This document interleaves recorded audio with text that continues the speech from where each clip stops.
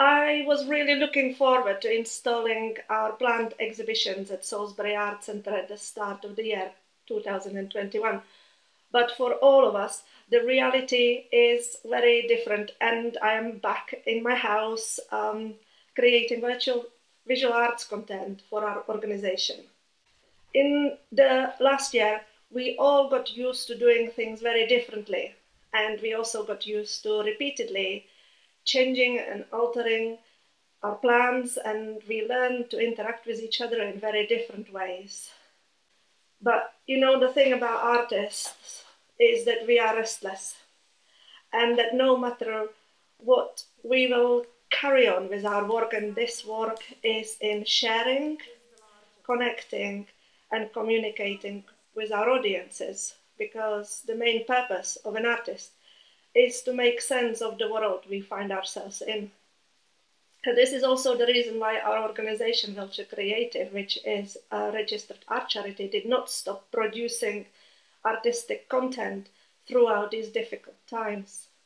In this video, I will be speaking to artist and the lead on the artistic piece, Same Sea, Different Boat, artist, printmaker and teacher Sue Brown. Sue is based in Gloucestershire, and she is collaborating on this project with other artists, Louise Asher from Nottinghamshire and Liske Johnson from Worcestershire. In this video, Sue will teach us how to make a collagraph plate and will explain how we can be part of this artwork, which even in these difficult times still continues to grow. Hello, Sue. Hello. Hi. How are you today? I'm fine. Bit nervous, but fine. Sue, when I rang you and I told you that unfortunately we cannot go ahead with our exhibition plan for January, you told me, oh, Mirka, to be honest, I'm not surprised, and this is really the least of my worries. And I really appreciated this honesty and your straightforwardness when you said that. The fact is that for all of us, cancelling an exhibition is the least of our worries right now. But Same Sea, Different Boat, your piece, is a piece which looks for the positives in the situation we find ourselves in, and looks for a way how to bring together voices and give platform for us to all share this experience and be creatively part of something bigger. Can you please tell us a little bit about how you came about to launch this project, what led you to it, and what has the project achieved so far? It's interesting. I thought it would be a very short story, but it's obviously growing the more lockdowns we have. And in the first lockdown, I had to stop my activities at the ARTspace in Cheltenham, cancel my classes, postpone classes. And of course, we all got very excited. And in the first month or so, we started to make new work and Zoom people. We discovered Zoom, didn't we? And we were contacting people and trying to stay together as an artistic community. By May, I was beginning to feel, oh, I don't know what else I should be doing. I'd finished some projects, I'd started lots of new ones. I was trying to keep everybody going. And I felt that my students, my artistic community were grinding to a bit of a halt round about May. So I thought, well, what can we do to just keep everybody ticking along? So I thought I'd contact another couple of businesses like mine, small creative businesses offering workshops, and they've got their own kind of artistic community. So that was Louise at Hope and Elvis and Liske at Littleheath Barn Studios. And I said, well, let's do a little print stitch thing. Let's encourage everybody to, I know, make a collagraph plate, send it to me. I'll print it onto fabric and they can stitch it. Well, Louise and Liske, who deal predominantly with textile people, went, oh no, I don't think any of our lot will do printmaking. That'll be scary for them. I said, well, they could do all right, let them do just stitched ones and we'll see what we get. We thought we'd get about 30 squares, make a quilt the size of a cot quilt. Well, by April, and I was inking up and printing my 250th square, I thought, well, we may have a bit of a project on our hands. And so we opened up the deadline, we carried on, and we've been carrying on ever since, and now have 5 panels, 5 quilt panels, all with 10 centimetre squares, and there are 90 on each panel. Wow. And of course, your outreach didn't stop with UK. You brought the project abroad, didn't you? Well, so I was quite happy just to advertise the project to our mailing lists, and my colleagues popped it on their Instagram feed, and I thought, oh, perhaps I should too. And suddenly I got squares from India, Australia, Canada, America, all sorts of places, most of Europe, France. It was just phenomenal. I should start collecting stamps, to be honest. So there is quite a few processes involved in this. So you've got the designing, the printing, and then the stitching. So why did you ask people to send them back, send them to you to print, and then you sending them back for them to stitch in order to be returned again? Well, what's very exciting is I've got lots of textile artists on board who have said, oh, I've never done a collagraph. I don't know whether my collagraph print will work. And I've also got lots of printmakers who said, oh, I haven't done stitching since I was 7. So the idea is really, I'm inking them all up in Prussian blue, the plates, and sending them back. They look like that when they're printed. So you can add more colour, texture, you can stitch words on, you can cover up bits you don't like, and adding a bit of stitch to them adds more colour and interest to the piece. So it gives a bit more creativity, and it's quite nice to have that conversation where they've sent it to me, they've given me a stamped addressed envelope, I've sent it back, and then we wait for it to come back finished. And bar 1 or 2 out of the 450 that I've got them all back. Wow, so it really is a creative conversation at the end of which the person who is taking part has the best possible outcome, really. Yes. Yeah, that's an exciting element about this piece. It makes it more forgiving if you've never done a print before. And I think a lot of textile artists like to do lots of different mixed media things. And this is an added skill. I've had so many letters where people have said, oh, it's been a real opportunity to try something new. And of course, people don't have etching presses at home. I've got to print them for them because collagraph is a bit different to a lino print. Oh, thank you, Sue. This is great. Shall we now go into the practical demo? And of course, I'm going to have a go as well.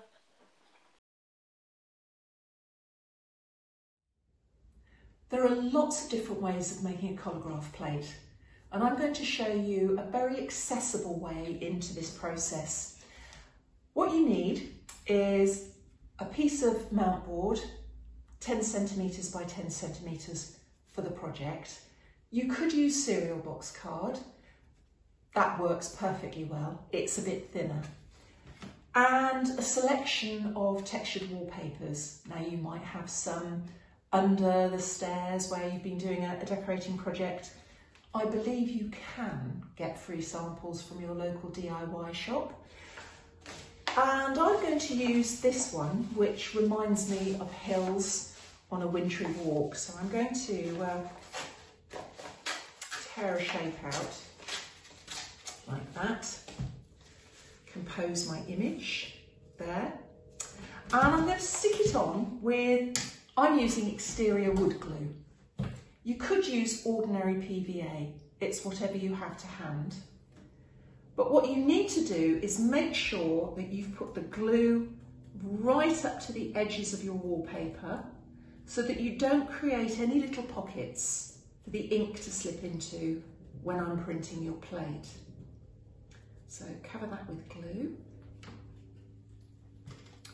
And I'm going to place it onto my piece of card like that and press it down really firmly.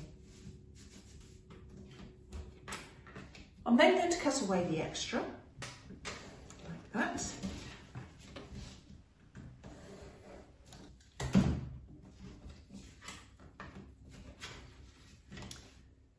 Now the surface of the card, when it's inked up, will give you a really good mid-tone. The wallpaper will print quite dark, so it's always a good idea to put a layer of glue on some of the wallpaper. This will lighten up the texture. I'm also going to use the glue like white paint. So I'm going to do a sort of stormy sky here. And the brush marks will print and show up.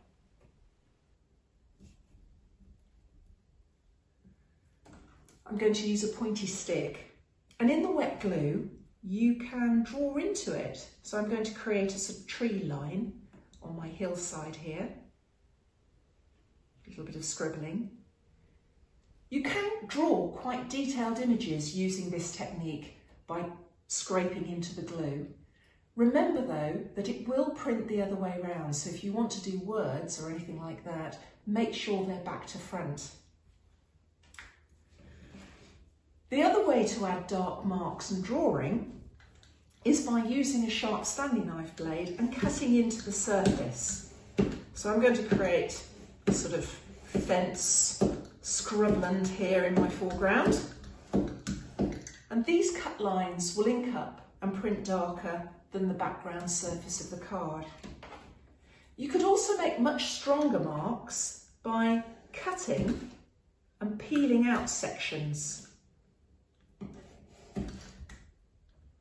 The peeled surface of the card will ink up and print darker than the top surface. Let's do a few more. Like that.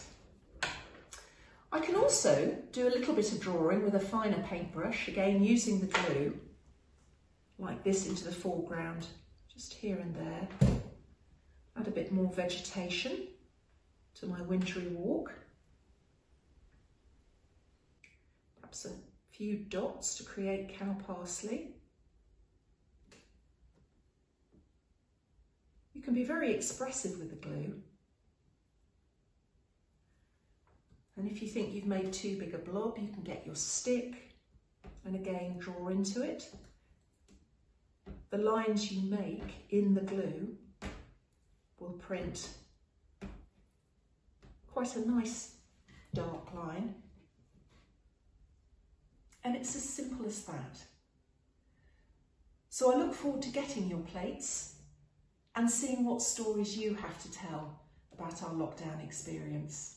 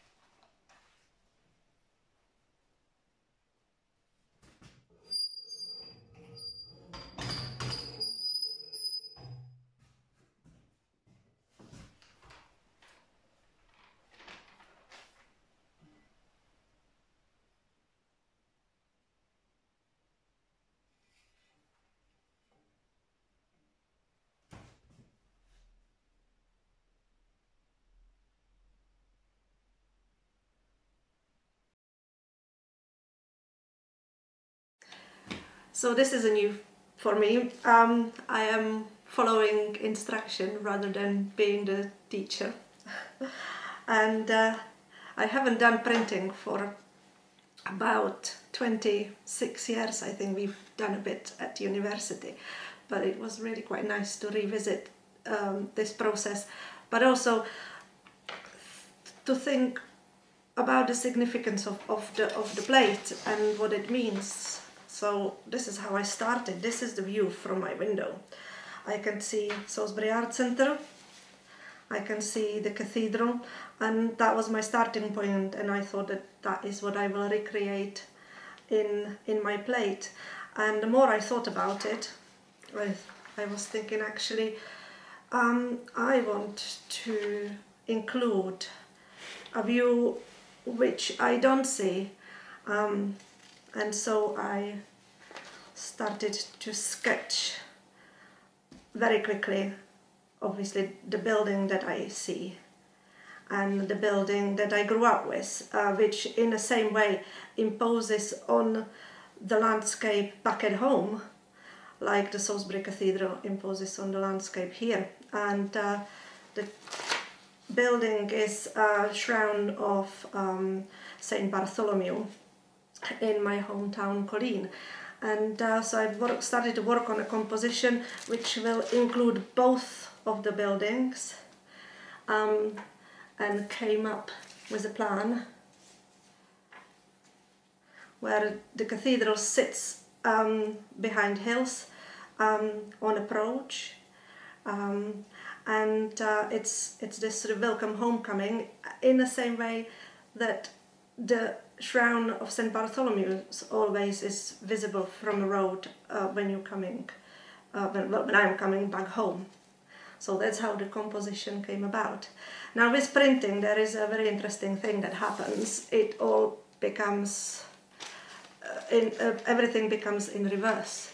So west becomes east, and for somebody like me who comes from the formal Soviet bloc, that is quite a scary concept.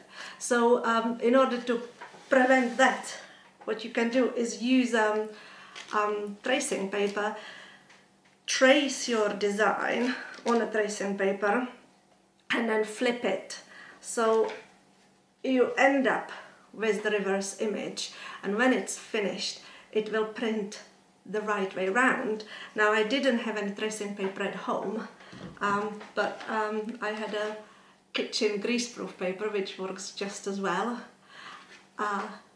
and so I used that. So here is my trace design, and I've prepared my plate with tracing it on, and I will now start carving it according to Sue's instruction. Okay, so I've got various paraphernalia here. I also have started to make myself some notes, which bit I will cut away, which bit I will leave as a card, which part of the card I will peel off,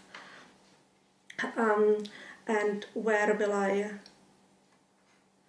add an extra texture.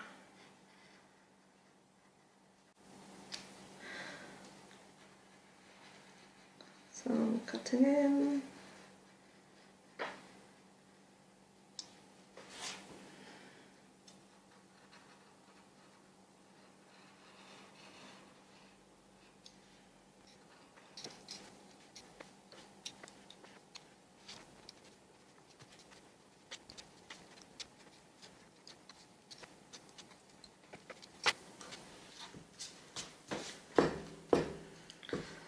So that's the cutting, and now I will start putting on some extra texture.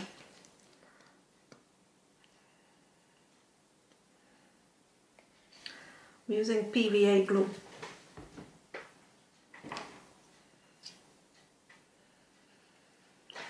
I think face mask will have to come in.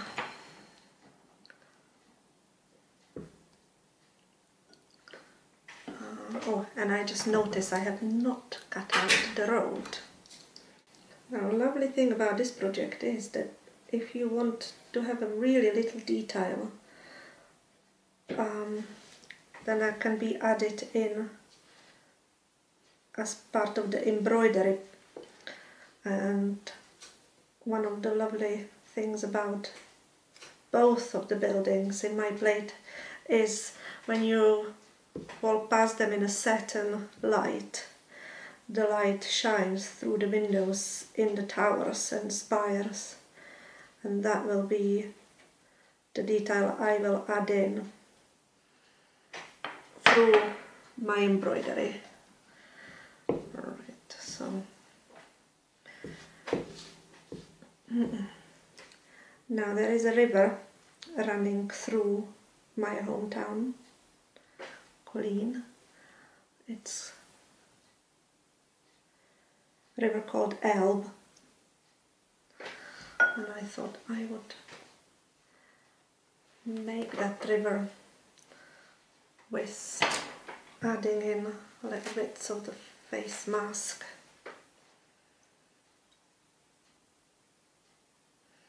And using the fibre to make the texture.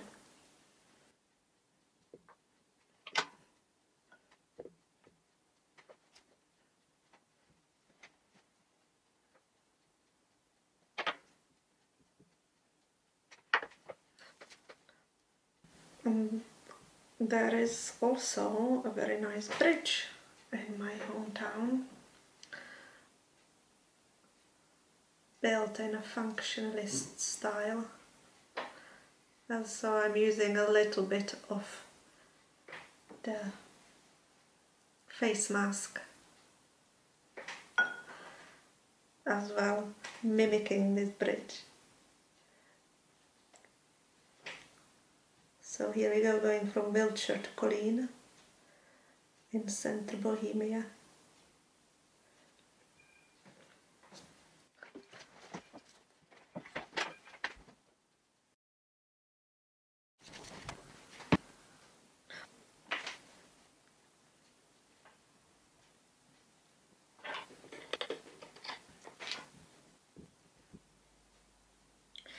I'm adding a little bit more texture here.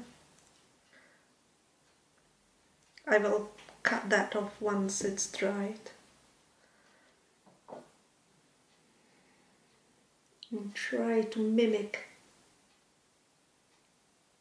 in Sue's tutorial the textures of drawing through the glue.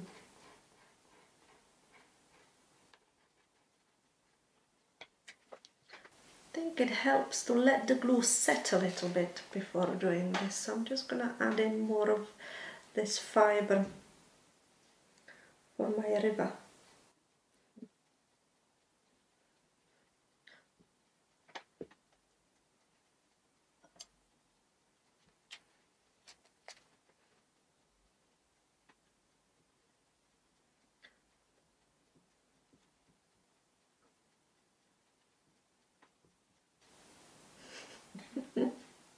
It's got a mind of its own.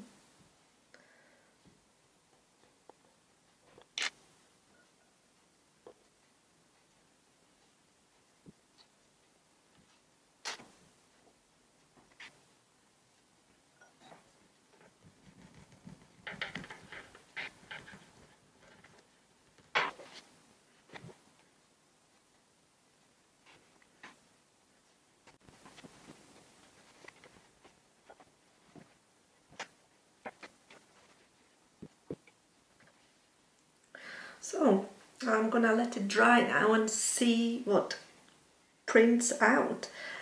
Yes, and when I get it back, not only will I embroider the light shining through, I will also embroider an aeroplane in the corner. Sue, thank you so much. I really enjoyed working in a different technique to my own. And actually it was really quite an emotional thing to do for me. The last time I was with my parents in my hometown was exactly a year ago to this day. It was my mum's birthday, and I haven't been with them since. So going back to my hometown through this little square really kind of... So Mirka, when you get your square back to stitch into, write that story down, because we want to include as many of the emotional stories that these squares are about. It's surprising there have been so few political squares come through. They've all been really positive and upbeat.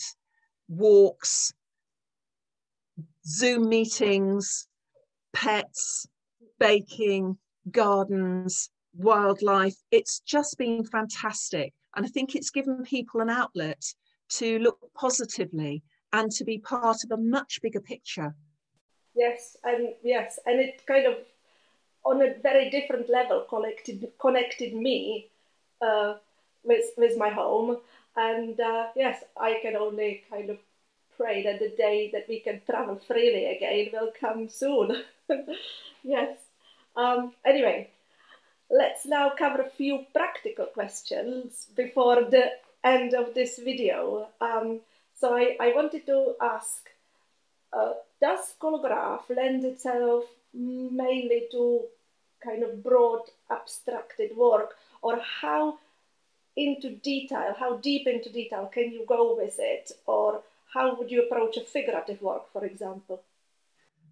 Collagraph is a really forgiving plate making process, and you can of course be quite abstract. So this, I don't know whether we can see it in this light, there we go. That's just a piece of wallpaper with glue and cutting. I showed that one in the video and show it inked up. So you can be very abstract with it, but once they're inked up, you can see them better, of course. You can be very figurative as well. It depends on your skill and what you want to make, but you can do anything, absolutely anything in Collagraph, and give it a go. You can always add stitch to it if you don't like the way bits have turned out or things haven't turned out in the way that you want. Just pop a bit of running stitch over it, or lazy daisy. So there are some prints which we can do at home with the back of a spoon or with a roller, but for Collagraph, you really need a specialist equipment, don't you, in order to print it well. Can you please tell us why? And could you also tell us how many prints can you actually get out of one plate? So that's a question I'm always asked. How do you print a Collagraph? And a Collagraph is an intaglio print, much the same as an etching or a dry point, where damp paper pushes into the lines to pick up ink. So you need an etching press to do that. With a lino print, the ink sits on the surface of the lino, so you can just put paper or fabric and rub the back with a wooden spoon to release the ink. But with a Collagraph, it's probably better to show that one because you can see the ink. The ink sits in all the lines and textures and the rough surfaces of the plate.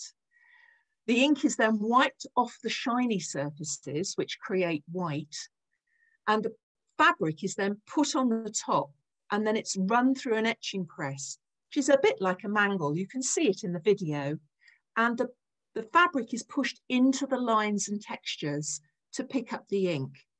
So no, you can't do this at home unless you've got an etching press. Having said that, some people use old pasta machines. Let's face it, how many of us are making pasta with ours? So, you know, you could give that a go if you wanted to try it at home. Oh, so you really need quite a strength to the pressure for the paper to go into the crevices of the plate. Well, normally you'd use damp paper, so it's soft and it pushes into the lines. With fabric, you don't need to do that because it's already soft, so it prints beautifully. And it just picks up those little bits of lines and textures. It is amazing the detail you can get out of it. You can probably get up to 30 prints out of the little squares that we're making. I mean, it depends whether you want, you have to re-ink it every time. It won't just keep printing 30 prints. There'll be less and less ink in it. But with my collagraphs that I make professionally, I do editions of 30. Sometimes you might bend the card or you break a bit off. You've just got to be a bit careful with them because they're a bit fragile. So the paint is basically embedded into all the texture, and anything that is shiny will... Yes. So the oil-based ink goes into this area here, which is peeled off the surface of the card.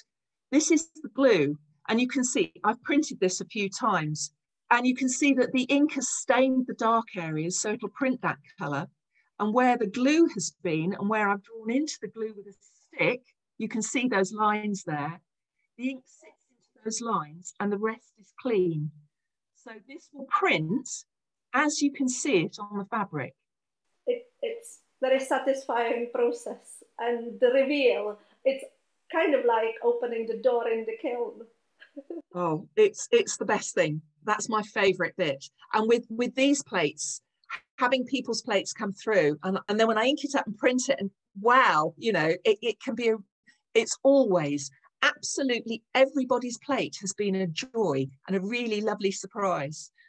So let's go into explaining how can people get in touch with you, and practically what people can do to become part of Same Sea, Different Boat. Well, you don't have to do a print. You could just do a 10 centimetre by 10 centimetre stitched collaged image using fabric and threads. Please make sure there's enough round that image that I can fold it in and make a hem so I can sew it onto the fabric. But if you want to get involved with doing a print, obviously look at the video that we've put on and send the plate to me when it's dry, otherwise it'll stick in the envelope and that's a bit awkward, with a stamped addressed envelope, so I can send you back your print and your plate. You'll get your plate back for you to stitch into, and then you can send it back to me and I will put it on the quilt. It would be ideal if people could donate £3 to go towards the fabric and the ink. And if you go to my blog, which is www.suebrownprintmaker.blogspot.com, there'll be all the details about how to join in the project fully. That's brilliant. Thank you so much. I can't wait to see my own contribution being one part of the piece, and I'm really looking forward to watching this work grow between now and the time when we are hopefully in a position to be able to exhibit Same Sea, Different Boat at Salisbury Arts Centre. So that would be fantastic. And I'd really like to say thank you, Salisbury Arts Centre, for supporting this project. That's what it's about, isn't it? Being a community. And we just need somewhere. I mean, it's going to be huge by the time we've finished. So we'll need quite a big space, everybody. I think we have a bit of space in our building. Yes, yeah. Until we see Same Sea, Different Boat in flesh, thank you for watching. Look after yourself, stay creative and stay safe. And I'll say one more thing now. Všechno nejlepší k narozeninám, mami.